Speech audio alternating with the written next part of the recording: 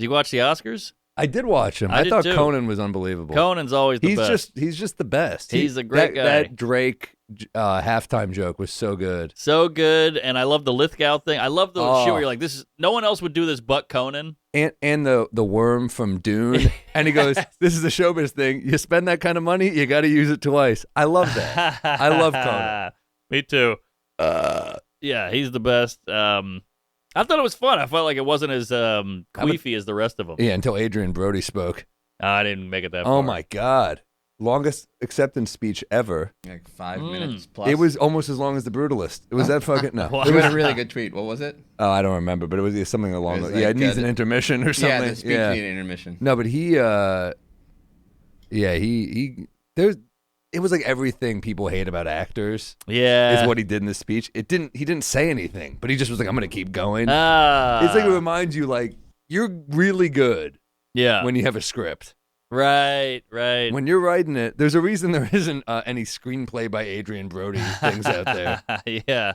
But Chalamet, he should have won, I think. He was upset. You could tell he was Really? visibly upset. Well, Yeah. this is the same thing with Demi Moore, but I thought Chalamet should have won the Oscar. I thought he was awesome.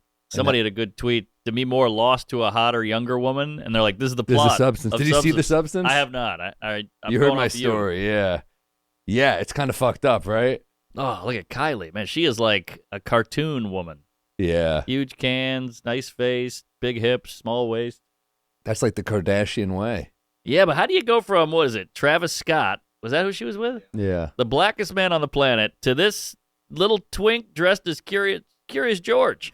I think sometimes you overcorrect. Ah, yes. But I remember Jim right. Jeffries had a bit about it. He dated a girl whose ex was Michael Phelps, and he's like, can you imagine fucking the greatest athlete in the world and then me? So true. Overcorrect. I think you got something there because we all do it.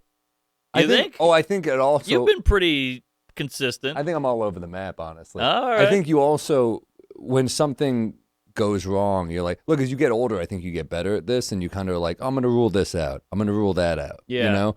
But then when I think she's still young. I think you're kind of like, this was an extreme choice. Mm-hmm. I'm going the other way. And he is maybe one of the hotter actors in show business right now. So it's no matter what he looks like, you're still dating one of he's like the Leo of our time, you know? He's crushing it. And he's good. He's talented. Do you like that movie?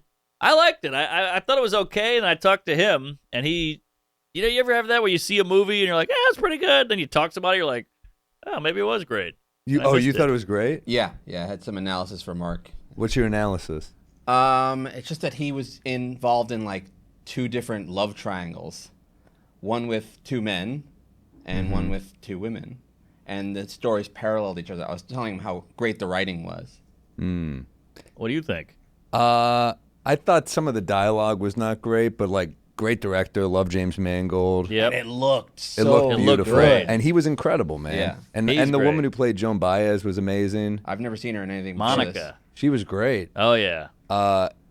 Dude, he nailed it. It's one of those things where you're like, oh yeah, I love Bob Dylan songs. Me too. You're just Love watching it. a biopic, and even if they're bad, you're like people hate the Queen one, but just watching Rami Malek do Bohemian Rhapsody, all these songs, you're kind of like, it's kind of cool. That Live Aid scene was unbelievable. The fact that they recreated that I so know. perfectly, it was incredible. It's like I'll watch someone do bad karaoke.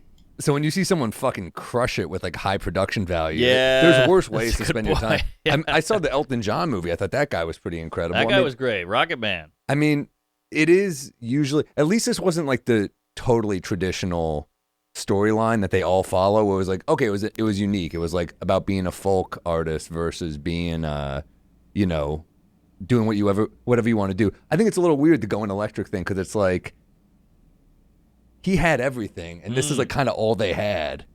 And he's like, I'm going to fucking do what I want to do. And I also get, the other part of me is like, that's rock and roll, man. Yeah. Sometimes you got to do what you want. So I kind of go back and forth, where it's like, we didn't have to do this there. You just did it to kind of be a dick. Right. But also, like, you get to this level because you do whatever the fuck you want. Kinda. Right. And that's, I don't know. I get you. What do you think of that? I felt the same way when I went from a toothbrush to an Oral-B. I went from acoustic to, okay. But remember David Tell's joke? He goes, what do you like, ma'am, a vibrator? She goes, I go fingers. He goes, acoustic. Acoustic. Acoustic.